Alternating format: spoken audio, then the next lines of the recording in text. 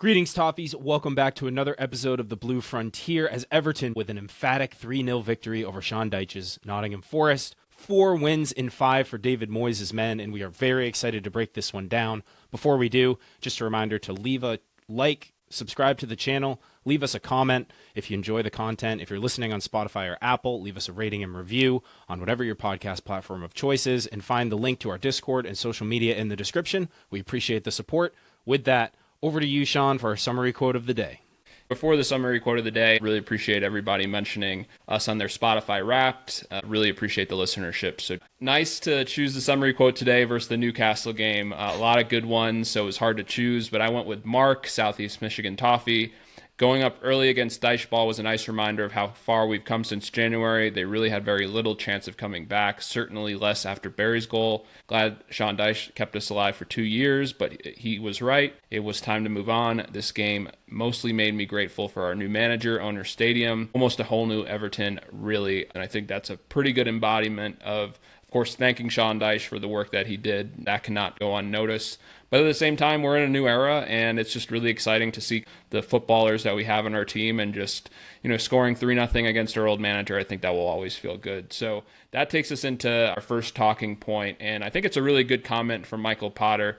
An early goal changes everything in a Dyche game. Forests were crap. James, I think the importance of the early goal with both these teams is a point to talk about.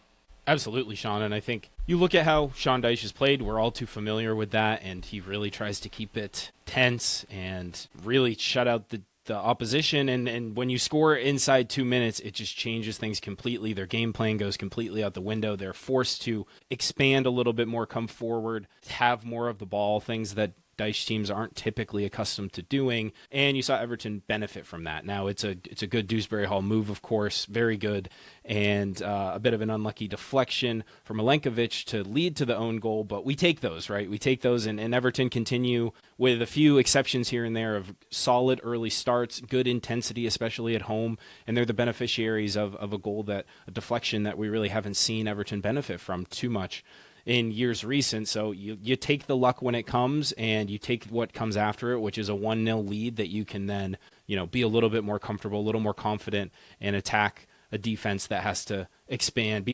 Then our second point is Thierno Berry opening his account. I think everybody in the stadium was elated. The Discord was just going crazy. I'm sure Evertonians across the world are just so happy for Tierno. You could just tell it was just a true kind of weight on his back, and the smile. I believe the Everton account after the fact is he hasn't stopped smiling, which I'm really happy for him. Yeah, you just knew. We talked about it last episode. The goal was coming.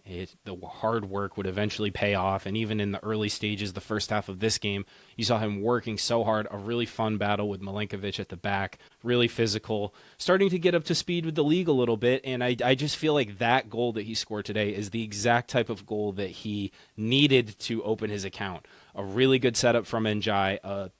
It's a good finish from him, but let's be real, it's a 3-on-1 the opposite direction, and exactly the thing that a striker who's been struggling for confidence, struggling to get shots on target needs. So beyond thrilled for him, and hopefully the start of many more to come.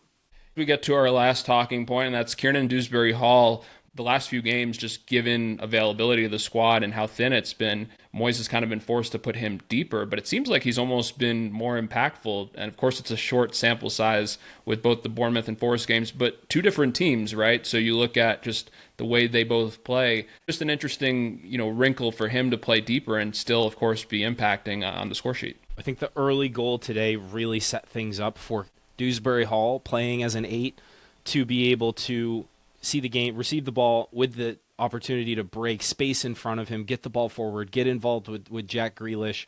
If we were behind the ball, we were defending deeper. I don't necessarily think that's maybe Dewsbury-Hall's strength, but this set up just perfectly for him to have another phenomenal performance, and what a month plus it's been for him in a blue shirt. He obviously gets his goal to cap things off for Everton at the very end, and well-deserved. He was just fantastic once again, a great addition for Everton, and really you're looking at now the Ghana suspension just a few games ago. We were all very scared of what a Ghana-less midfield for Everton would look like, but the partnerships that Moyes has cobbled together have really reaped rewards. We've seen great performances and great results following, so it's just nice to get through that Ghana suspension. We know that he'll be available for Chelsea, and then both he and Ndiaye off to AFCON, but it gives you a little more confidence going into that period that there can be solutions that Moyes can work out.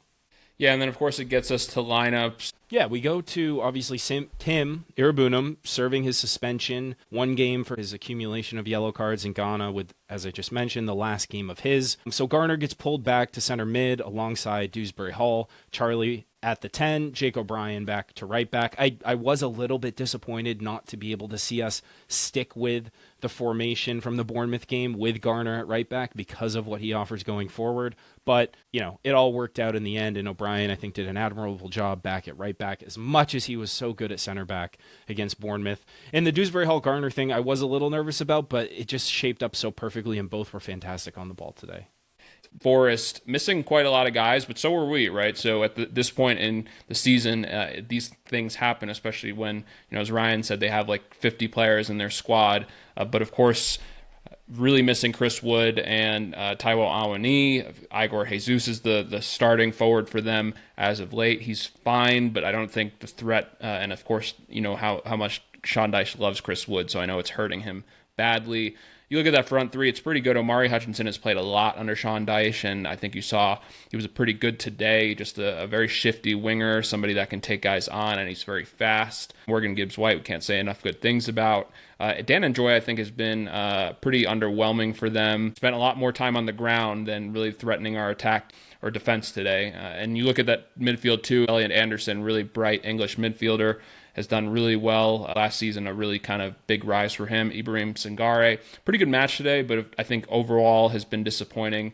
And then that back line, I think the biggest miss for Forest right now is Murillo because it puts Morato in. And as I said last pod, I just think it's a massive downgrade. But for the most part, it's an unchanged team from Wednesday for them, which I felt a little bit confident going into as we talk about just kind of load management and minutes management, right? There's a lot of fixtures coming hard and fast, and they played Wednesday versus we played Tuesday. So for us, I mean, I felt like we had as good of a chance, right, against a Sean Dyche team going into today. Just want to call out, only 8 subs on the bench for Everton, couldn't even fill the bench. You've got some options, but when we talk about the depth of this squad, we've seen that kind of erode over recent matches. But to your point, Sean, all teams dealing with it to some extent, Forest no exception. We get into the timeline. First minute, there's a yellow card on Savona for fouling Jack Grealish, and you thought that was a really interesting wrinkle to exploit for Everton. We know how effective we've been attacking down his side. Didn't ultimately amount to anything, but the foul did, because it sets up a corner kick, which is cleared, taken by James Garner, cleared back out. Dewsbury-Hall making a phenomenal run, kind of underlapping Garner, who plays him into space. A Cruyff turn from Dewsbury-Hall to completely rinse the defense, and he just puts it in the mixer. It is the benefit of, a lucky deflection off Milenkovic. And Everton, again, back to positive, encouraging starts with intensity at home. And as Michael Greenall EFC on X says, Rule 1 for dealing with low blocks, score inside 2 minutes. I think that really, really changed the outlook and set Everton up for success for the remainder of the match. Yeah, I mean, a far cry from the Newcastle game, right, James? It's just for us to kind of come out at home and be aggressive, because I think there's a lot of stress and emotion just given Sean Dyche, and of course, given a team that, if we were able to beat today, it gets us into a better position at the table. But then Everton come out of the gates just continuing that aggression. The first 10 minutes, they're testing everything. And I think for us, it's just we feel very optimistic. And then in the 16th minute, it's a bad giveaway by Nico Williams. I don't know what he was trying to do here. It's almost like kind of that basketball play where you just throw it back into into play, and the other team could have a fast break. Goes right to Thierno Berry, and then KDH does a pretty good job of getting the shot on target at the top of the box. Pretty comfortable for Sells, but once again, it's just us doing a pretty good job pressing them and making them feel uncomfortable. Yeah, and Forest were definitely not at their best, and you could tell Everton's pressing intensity were taking them out of their element a little bit. I'm surprised, actually, you score a goal that early, you don't really want to change your approach. You want to continue to play as normal, but I really thought the intensity from Everton prevented Forest from getting into any kind of rhythm. They looked all out of sorts. And credit to the forwards, who were really running hard and did so for the vast majority of the match. Then you have this Thierno Berry incident. He had gone down earlier, and then Milenkovic kind of grabs him. It's nothing outside the ordinary as far as center back striker physicality, but Milenkovic kind of grabs his shoulder and Berry seems to be in a lot of pain. We know he's been dealing with that long-term shoulder injury. It was kind of funny to see him come off and get the athletic tape or duct tape or whatever it was, put on his undershirt, which I don't think gives you the right type of grip or support that a player needs if you have a serious injury. But credit to him again, looked like he was in a lot of pain, but managed to come back on and continue. Forest have a couple of corners, which we defend quite well. And then right in stoppage time of the first half, it's an end-to-end type of play because Forest are attacking down the right. Anderson gets the ball inside the box and has a low shot that goes right through Tarkowski's legs. Pretty scary. Looking to equalize, and it's a good Pickford save low. Does well to react. And then right after we get on the break, and this is where Thierno Berry gets his moment of magic. On the attack with Anderson, smart by Jake not to foul him because I think he was right behind him and just knew that any contact, of course, would be a penalty. But like we said, like you mentioned, Pickford just getting it out to the right rather than putting it back into play was really smart. But like you mentioned, this goal is so good. Just a fantastic break by Iliman Ndiaye. He gets past about two players, Milenkovic included, and then at the halfway line absolutely rinses Morato. It's this 3-on-1 fast break that Charlie kind of looks like the easier option. I think Ndiaye understanding the man of the moment, needing a goal, passes it off to Thierno Berry. And if you look at it at replays, it's a very tough finish because there's so much like kind of just players within that frame. So he puts it in literally the only spot that you could put it into to score. Everyone goes absolutely ballistic. So it was really nice to see. Really happy for Tierno, I think. And then, of course, he looks at Iliman Ndiaye and just gives him a big hug. So much credit to Illy for just the whole play, but really kind of saving Tierno's BetterHelp subscription just because of how much that guy has gone through and just the talking point of so many pundits, right? Of course, we need to mention our listeners. Cryptus with a great comment. I'm going to tell my children about Ndiaye looking off the defender in a 3-on-1 fast break basketball style. And I think there's so many things about this goal narratively. The execution. When Ndiaye is at full speed running at a defense backpedaling, there's not a center half or really defender in the league who has much of a prayer. But it's such a good kind of peak for this narrative arc about Thierno Berry that we've been talking about so much all season.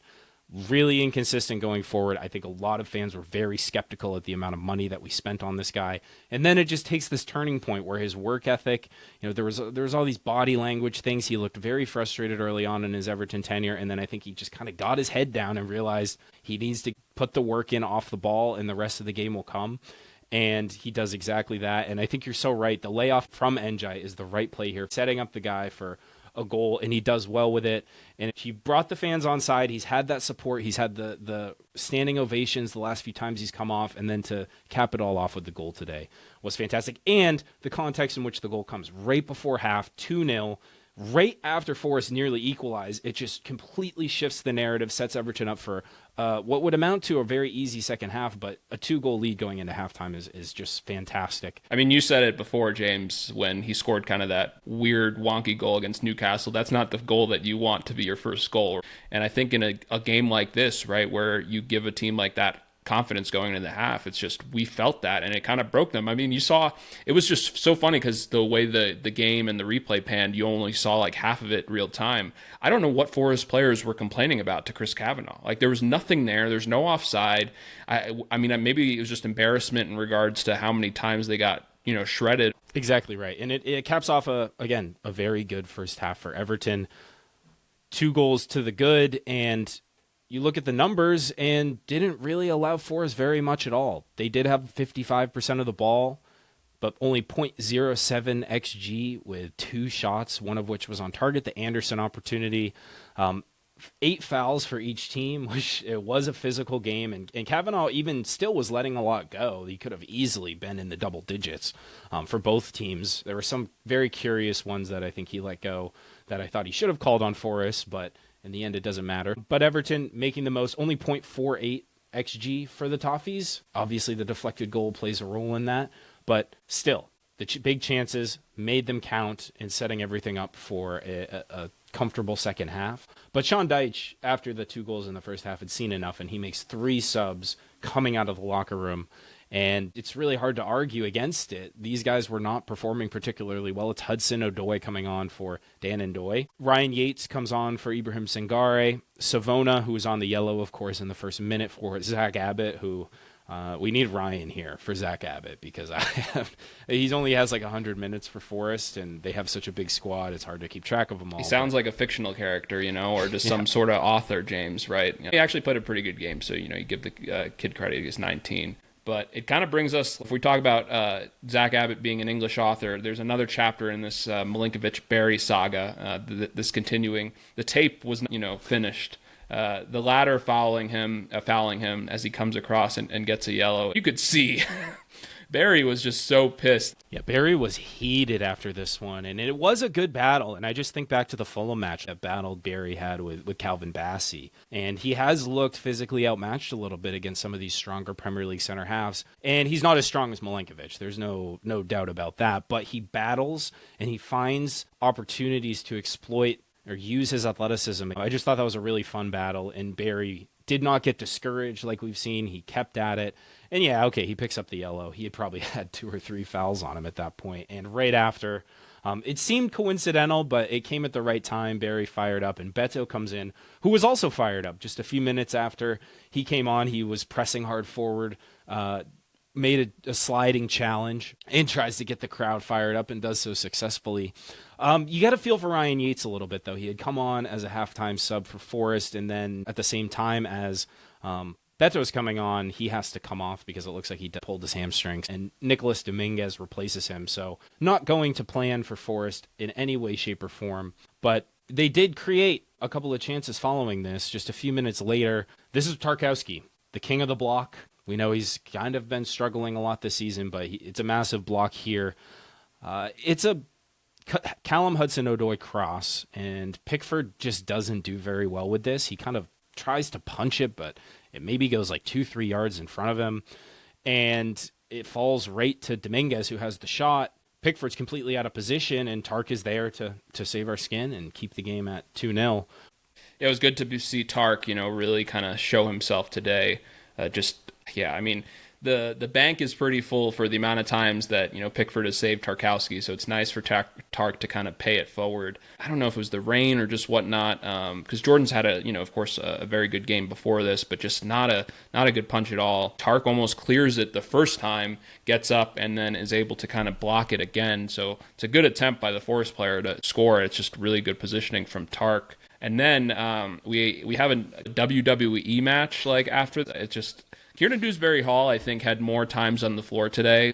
There are 3 challenges in 30 seconds. And as you mentioned, Kavanaugh was letting things go today. It gets testy, and Morgan Gibbs-White is finally called for the foul. And Kiernan's had enough, right? It's just the 3-letter guys just going back and forth to one another.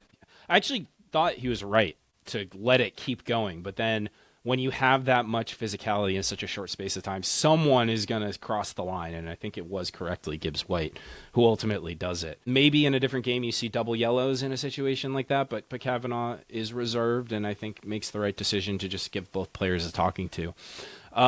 Just a few minutes after that, Garner, his corner deliveries the last couple games especially have been very good, and this one was no exception. It's almost on goal, but Forest are able to clear it out for another corner.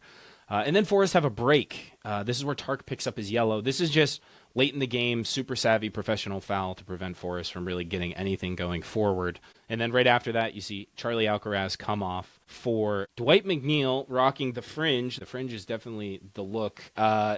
Many people described it as scary, Sean. I'm curious your take. I said in the Discord it was like Tobey Maguire at Spider-Man 3, when he kind of gets that look off and is walking down the street, right? I hope Dwight's mental health is okay. He had a fine game though, so I'm not going to really kind of just pile on his hair choices, but I think it's a good talking point on Charlie's performance, right? Yeah, I think so. He took care of the ball at 20 for 22 in passing. That's good for 91%. He created a chance. 8 defensive contributions, 3 touches in the box, 2 for 2 in long balls, just 1 tackle, but a couple headed clearances, 5 recoveries.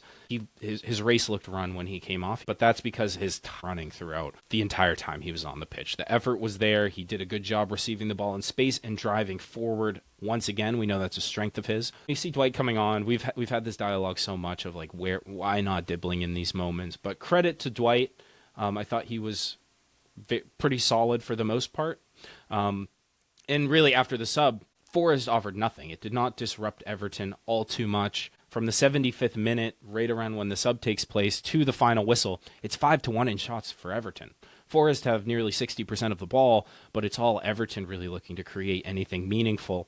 It starts with that play right after Dwight comes on where he loses it pretty cheaply, and I'm thinking, here we go, another Dwight stinker. But then he goes back and he wins it back, finds Iliman Ndiaye wide on the right. Iliman cuts in on his left foot and forces a very good save from Matt Sells. And then right after that, it's the goal from the corner. It's Kiernan Dewsbury-Hall, who at this point totally deserves this goal. It's a fantastic finish. Sells probably needs to do better. He just kind of palms the corner when it comes in, and it makes its way out to KDH. A lot of traffic in the box, but Dewsbury-Hall manages to find the corner cleanly on this shot. It's a great finish. It almost felt like a missile, right? And of course, Milinkovic was the assister, but it's an incredible finish, and I think it kind of really goes to that cry for good quality, right, that we were asking for from some of our players, and he absolutely has it, right, when he's in those spaces. Even some of his shots today, the shot that hit the post, right about 10 or 15 minutes before. When you see him kind of,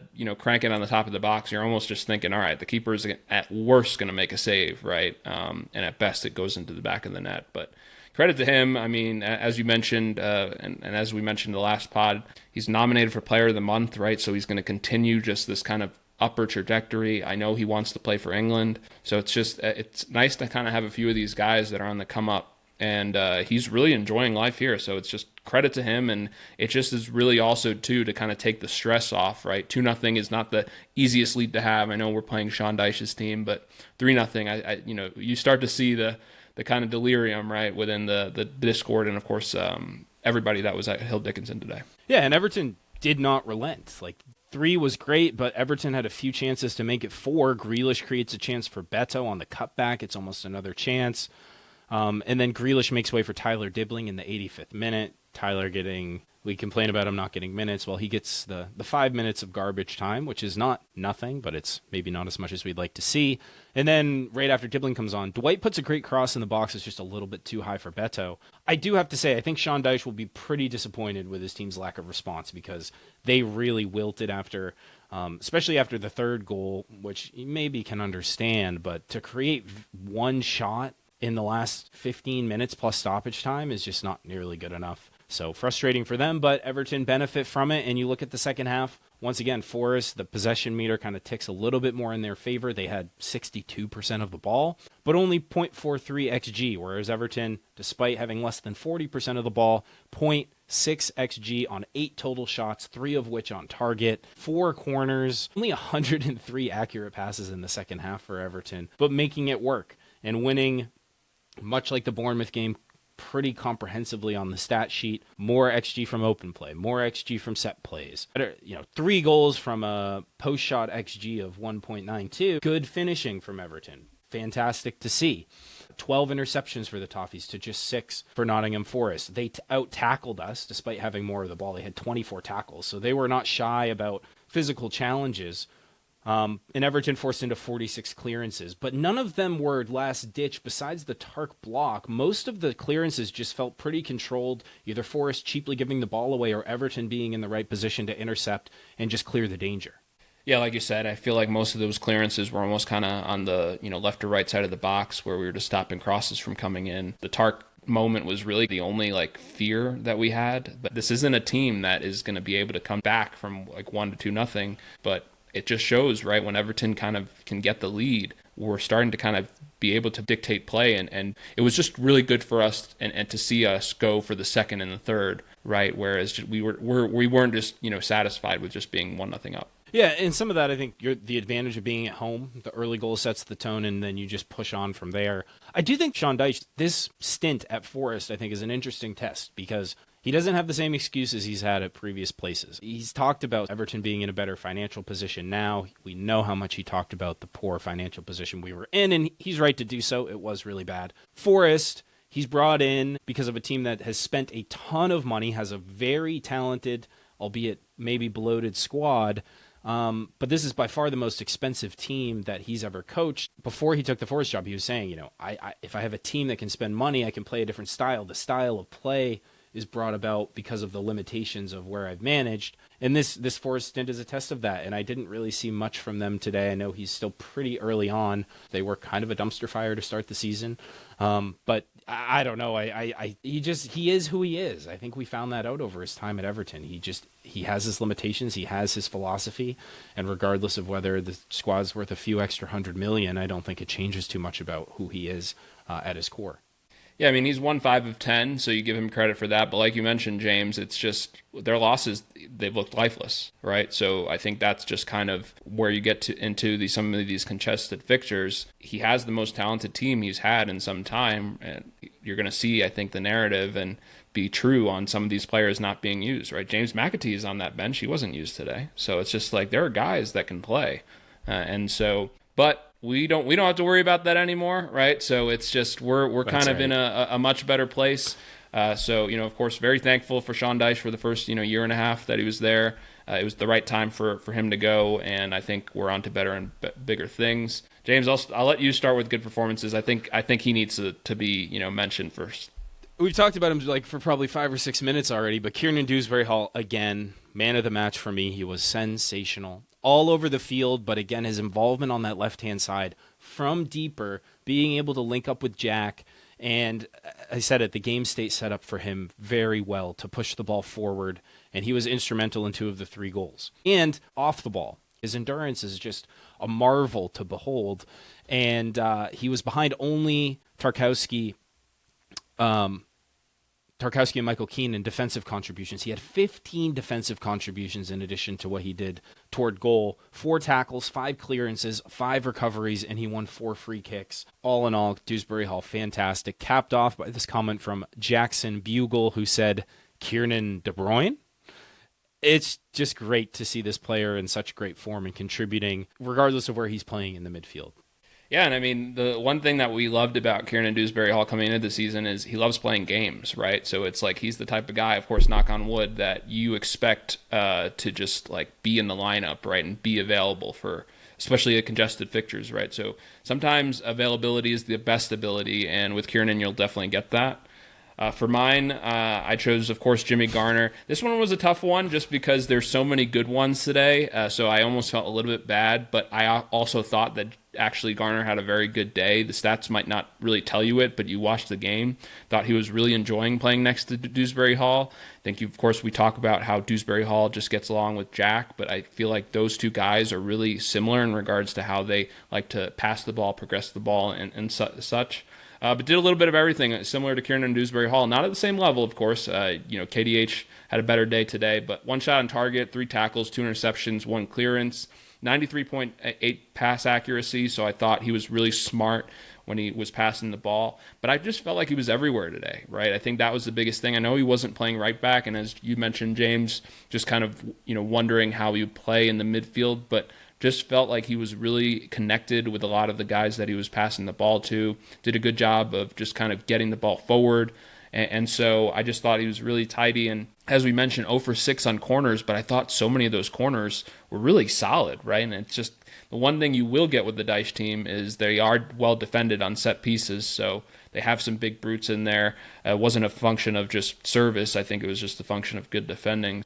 But I think we have some others to touch on that really deserve some high praise. We do, but I have to agree with you on James Garner. I just think that combination of Dewsbury-Hall and James Garner is not the most athletic midfield combo that Everton can put out, and really not the best defensive combination that Everton could put out. But today, as a duo, I just thought they worked so incredibly hard to make up for that maybe athletic shortcoming, and the Ghanas or the Irabunums, who are going to be super physical and aggressive, they mirrored that effort tremendously well and really made up for it. So credit to that duo for a great performance. But as you mentioned, Sean, some great performances from elsewhere on the pitch for Everton today as well. Keane and Tark, rock solid, both had 13 clearances apiece. Tark had the 2 blocked shots to keep the scoreline at 0.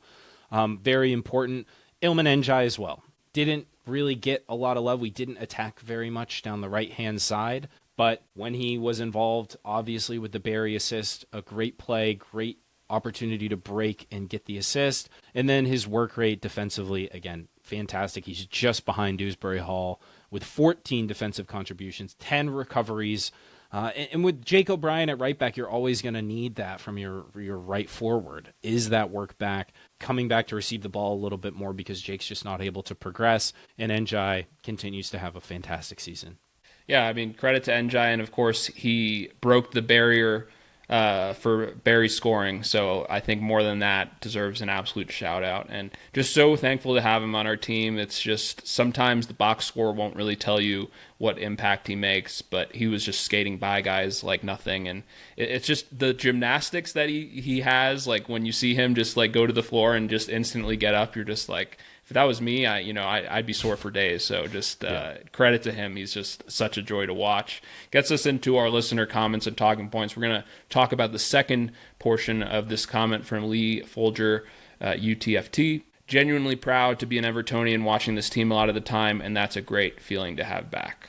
It really is. Look, we could talk all about the future of this team and whatever, but 4 wins in 5, the team putting in great performances and just enjoying watching Everton again is fantastic. And we'll have the odd Newcastle game. It'll probably be, a little maybe more of an even split when you zoom out and look at the entire season. The team will have ups and downs, but in this moment of form with the table the way it currently sits, it's just really fun to watch a good Everton team. We know how bad it's been the last few years, and this team is really setting Everton into a new era on a great note.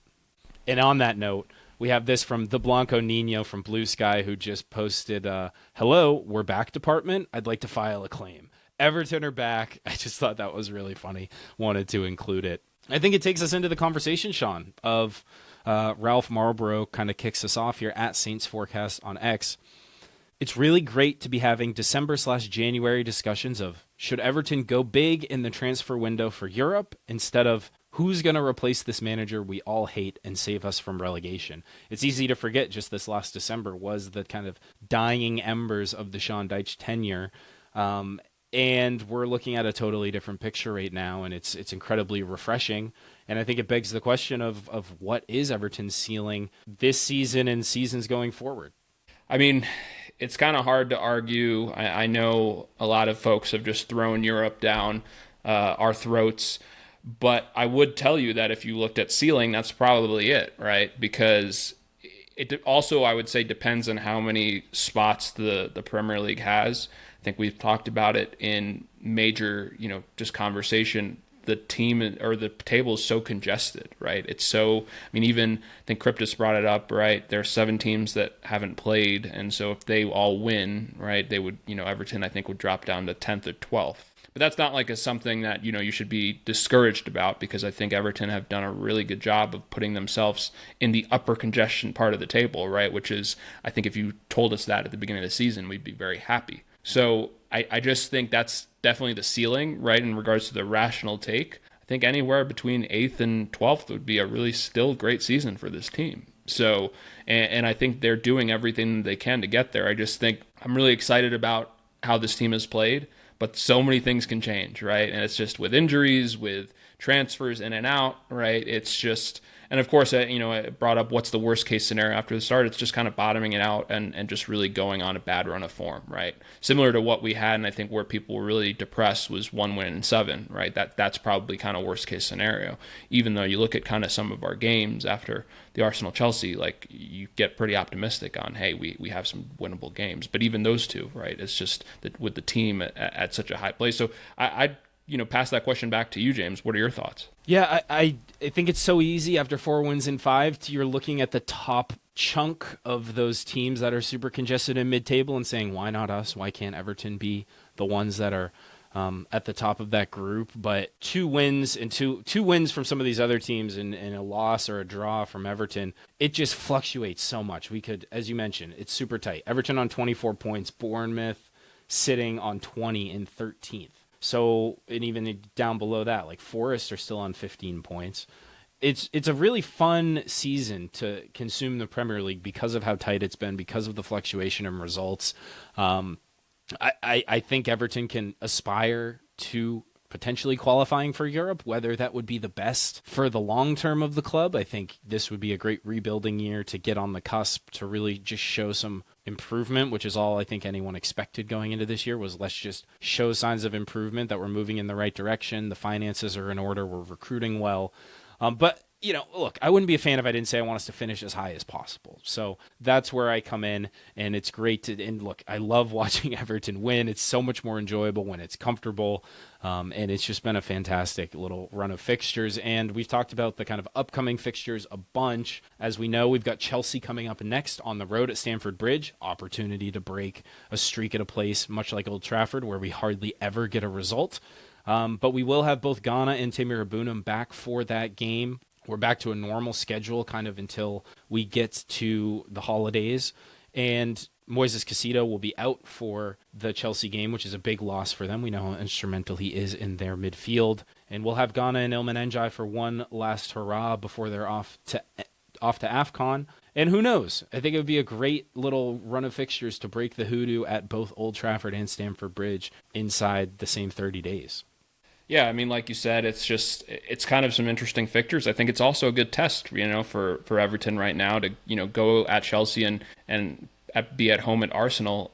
I mean, you're at a place, right, where you're kind of, I think we're 1 point behind Chelsea, right? So imagine you win that game. I think you're going to see fans go real crazy. But it's good, right? Because at the end of the day, it's just like, this is what you want, right? This is fandom at its finest. You want to really enjoy the emotions of what's happening right now with Everton. And it's just really fun to see us kind of go into December. Just seems to be a good month for us, as of late. Like, it's just the last few seasons, even with everything we've gone through. So it's just exciting, as you mentioned, and just kind of quick note on when you mentioned Bournemouth, they were second 5 weeks ago, right? So it kind of goes to show you the real fluctuations, roller coaster of the table. I've no doubt, right? We're going to go down, we'll go up, we'll go down. So it's going to be fun.